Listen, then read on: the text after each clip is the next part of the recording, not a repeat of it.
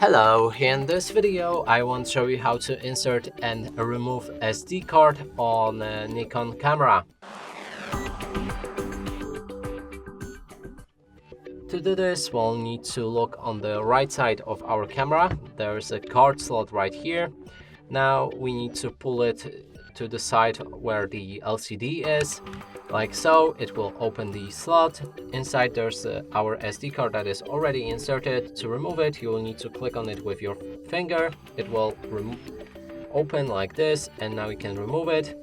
To insert it back, adjust it so that the cut corner faces right side and the top where the flash is, and place it like this. Now simply push it in with your finger until you hear the click, and close the hatch,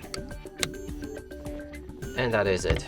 And that's it for this video. Hope you like it. Please consider subscribing to our channel, leave a like and a comment below.